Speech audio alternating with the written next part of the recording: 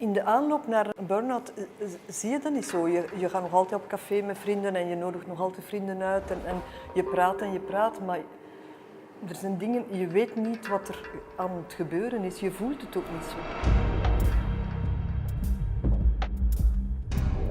C'est un état d'esprit qui effectivement au départ n'est pas conscient chez la personne et c'est des personnes proches qui vont souvent lui faire constater qu'elle a changé d'attitude ou de comportement en fait, ces derniers temps.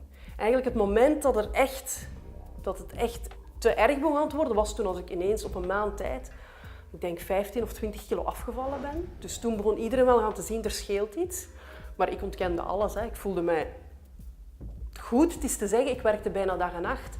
Alors souvent la personne qui est en burn-out, elle va un peu s'enliser dans des stratégies d'adaptation qui ne sont pas efficaces. Je vais vous donner un exemple. Une dame me dit « La journée, je fais du travail anodin. Je range mes classeurs, je réponds à mes mails, je fais de l'administratif. Et puis le soir, quand je me suis occupée des enfants, quand je récupère un peu d'énergie, que j'arrive un peu à me concentrer, je vais travailler sur le fond de mes dossiers jusqu'à 3 heures du matin.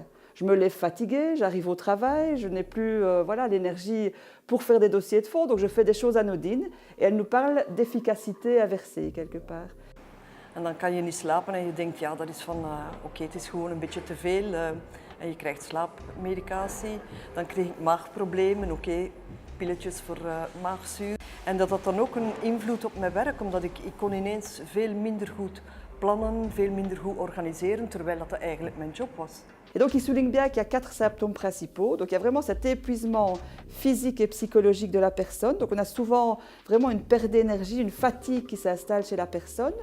On a souvent une distanciation mentale qui est vraiment caractérisée par un retrait du travail, qu'il soit mental ou physique, un isolement de la personne.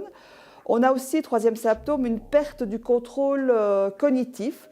Donc vous avez des personnes qui n'arrivent plus à se concentrer, à mémoriser, à utiliser les règles de base cognitives qu'elles doivent utiliser. Donc c'est vraiment quelque chose qui touche au ralentissement quelque part du fonctionnement cognitif. Petit à petit aussi un isolement un peu avec mes amis autour de moi, voire même au niveau de la famille. J'étais vraiment dans une bulle un peu enfermée. Je bricolais chez moi, je rangeais, je bricolais. Donc je passais mon temps dans la cave à faire des bricolages, enfermé dans une caverne. Et puis vous avez aussi la perte du contrôle émotionnel.